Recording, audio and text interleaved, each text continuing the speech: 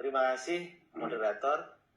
Saya akan menanggapi apa yang tadi sudah disampaikan oleh narasumber mengenai dendritic cell. Saya sungguh berbahagia karena begitu majunya Rumah Sakit Pusat Angkatan Darat Gatot Subroto selaku Rumah Sakit Kepresidenan mampu menunjukkan jati diri di dalam pengembangan ilmu pengetahuan, khususnya membuat dendritic cell vaksin imunoterapi atau vaksin Nusantara. Sekarang di seluruh dunia sedang membicarakannya, termasuk terakhir dari New York dan sebagainya, karena di Elsevier sudah terbit jurnal, ya, PubMed. Itu isinya adalah dendritic cell vaksin imunoterapi atau vaksin Nusantara, the beginning of the end, cancer and COVID-19. Artinya apa? Dunia sepakat, punya hipotesis bahwa yang akan menyelesaikan hal ini termasuk COVID-19 adalah dendritic cell vaksin imunoterapi atau vaksin Nusantara. Tadi kita bisa melihat apa yang sudah dipaparkan oleh narasumber Dr. Joni begitu gamblang.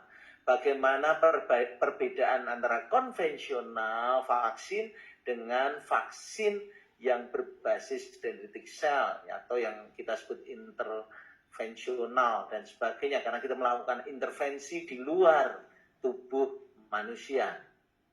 Dan itu sangat safety karena kita memang sudah lama berkecimpung di pembuatan dendritic vaksin itu dengan tim Dr. Nyoto selaku moderator itu bersama-sama dengan kita semua sudah mengembangkannya jauh-jauh hari untuk penanganan kanker. Kita hanya mengubah antigennya menjadi antigen artificial tadi atau antigen rekombinan COVID-19, SARS-CoV-2. Artinya apa? Artinya kita bisa menyesuaikan kapan saja. Mau mutasi kayak apa bisa kita sesuaikan. Dampaknya apa? Ketahanan kesehatan nasional menghadapi pandemi ini bisa kita atasi dengan membuat imunitas yang baik buat setiap warga negara. Problem kedepannya hanya orang selalu berpikir bagaimana ini bisa massal. Urusan massal itu simpel sekali. Itu adalah urusan inovasi yang akan gampang sekali kita buat. Apalagi tadi moderator juga mengatakan sangat simpel buatnya, sangat sederhana buatnya. Penyimpanannya juga tidak membutuhkan inkubator yang khusus, yang sangat simpel. Kalau secara teknis apa yang sudah dikemukakan juga oleh pembicara adalah begitu simpelnya teknologi ini. Yang paling penting adalah kita segera mempublish, mempublikasikan untuk menjadi evidence. Itu kuncinya.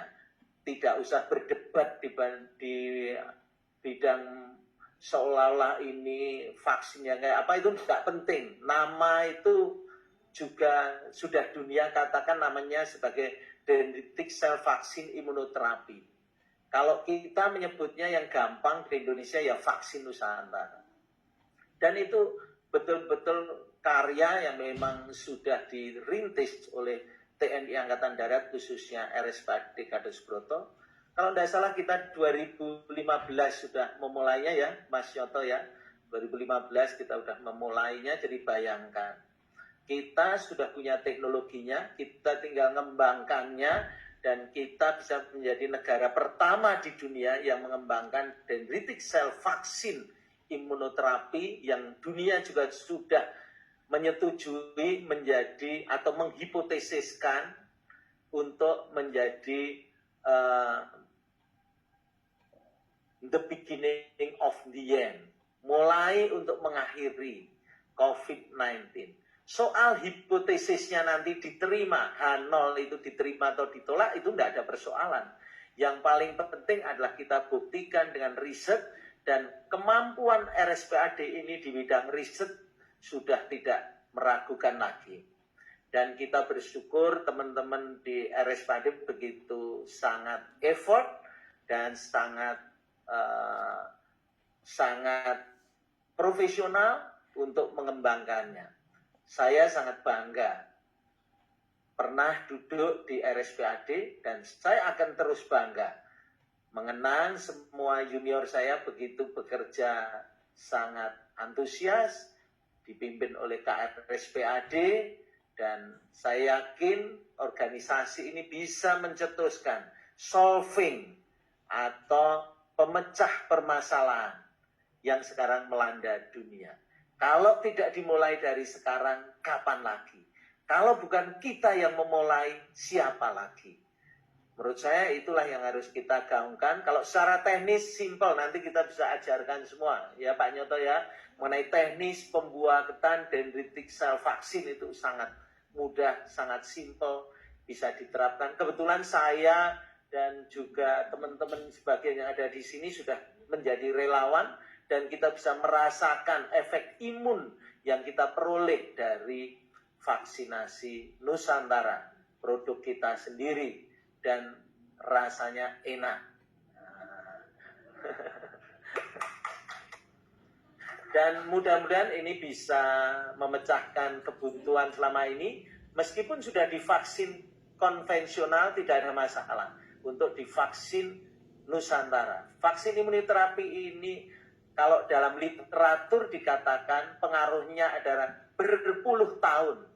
Jadi ini akan awet dalam jangka panjang. Ya, saya tidak menggunakan istilah lain, saya mengikuti literatur aja bahwa efek T-cell memorinya adalah berpuluh tahun. Dan ini menurut saya akan menjadi sebuah legend buat RSPAD Gatot Subroto selaku rumah sakit yang milik TNI yang terdepan, dan kita percaya kita akan bisa ikut serta mengatasi masalah pandemi dunia ini dengan baik. Dan saya percaya akan effort dan ketulusan dari teman-teman semua di sini untuk bisa membantu bangsa dan negara di dalam menghadapi masa pandemi ini. Terus berjuang, Dr. Joni dan tim, dan juga Mas Nyoto dan semua yang ada di sini, dipimpin oleh KRSPAD, Dr. Budi, legend Dr. Budi, untuk terus, jangan takut, jalan terus ke depan. Dan saya sudah merasakan sendiri, sangat enak, dan saya percaya safety-nya tinggi. Karena itu, terus kerjakan secepatnya untuk kita bisa masuk ke uji klinis 3, sehingga kita bisa segera memaparkannya ke dunia.